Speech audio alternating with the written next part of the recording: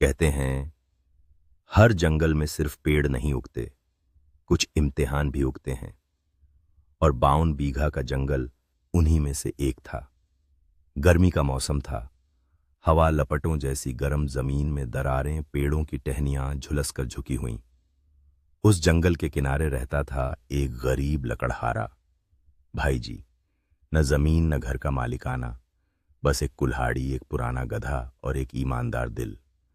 घर में पत्नी सुगनी, 2 बच्चे, 8 साल का गोपाल और 5 साल की गुड़िया। झोपड़ी के छप्पर से धूप छनकर गिरती थी और कभी कभी हवा इतनी गर्म होती कि मिट्टी की दीवारें भी पसीज जातीं। भाई जी रोज सुबह कुल्हाड़ी कंधे पर रखते सुगनी कहती, धूप बहुत तेज है, थोड़ा आराम कर लो। वो मुस्कुरा देते, रोटी के लिए धूप भी काटनी पड़े तो काट लेंगे। दिन भर जंगल में पसीना बहाते शाम को लकड़ियां बांधकर बाजार जाते। जिस दिन लकड़ी बिक जाती उस दिन रोटी की खुशबू पूरे घर में फैल जाती। जिस दिन नहीं बिकती बच्चे भी समझ जाते, आज बाबा का चेहरा थका हुआ है। एक दिन आसमान धूल से भर गया। लू के झोंके चलते चलते अचानक बारिश हुई। थोड़ी देर के लिए राहत, फिर सब कुछ कीचड़ में बदल गया। भाई जी की लकड़ियां भीग गईं। अगले दिन वो उन्हें बाजार ले गए, कंधे झुके हुए, पर उम्मीद अभी भी बाकी थी। लेकिन बाजार में किसी ने लकड़ी को हाथ तक नहीं लगाया। अरे भाई, ये लकड़ी तो जलती नहीं, गीली लकड़ी का क्या करेंगे, हम ले जाए इसे वापस। भाई जी ने लकड़ियों का ढेर उठाया और थके कदमों से लौटने लगे। सूरज उनके सिर पर आग बनकर बरस रहा था। तभी भीड़ में से एक बूढ़ा आदमी निकला। कमजोर शरीर, सफेद लंबी दाढ़ी, झुकी पीठ और लकड़ी की छड़ी। उसकी आंखों में एक अजीब सी चमक थी, शांत पर गहरी। उसने कहा, बेटा, मैं हकीम करीम हूं, मुझे दवा बनाने के लिए ऐसी ही गीली लकड़ी चाहिए। भाई जी ने थक कर कहा, हकीम साहब, ये लकड़ी किसी काम की नहीं, धुआं देती है, आग नहीं। हकीम मुस्कुराया, हर चीज का काम होता है बेटा। सूखी लकड़ी घर जलाती है, गीली लकड़ी जिंदगी बचाती है। और उसने लकड़ी का सारा ढेर 2 गुने दाम में खरीद लिया। सिक्के तांबे के थे, पर भाई जी के लिए सोने जैसे चमक रहे थे। लोग देखते रह गए। जिस लकड़ी को किसी ने नहीं लिया, उसी की कीमत सबसे ज्यादा मिल गई। भाई जी ने पहली बार महसूस किया, कभी कभी किस्मत भी बरसात की तरह आती है, बिना बुलाए, बिना वजह। उस रात झोपड़ी में रोटी की खुशबू थी, बच्चों की हंसी थी और सुगनी की आंखों में राहत के आंसू।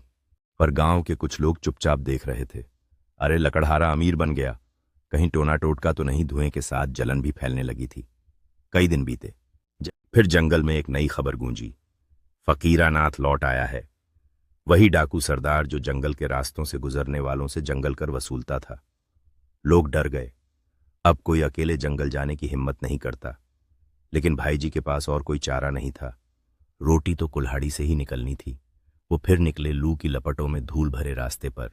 और वहां वही बूढ़ा हकीम फिर दिखा, थका हुआ, झुका हुआ, पर उसकी आंखों में वही सुकून था।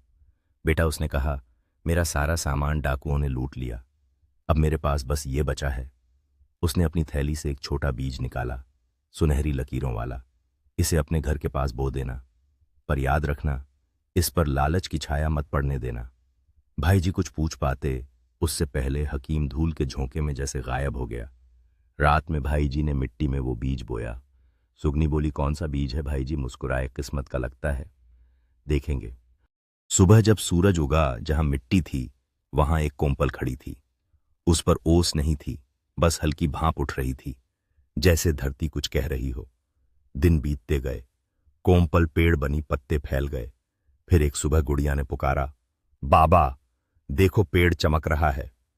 भाई जी ने देखा, पत्तों में छोटे छोटे हीरे जैसे फल लटक रहे थे।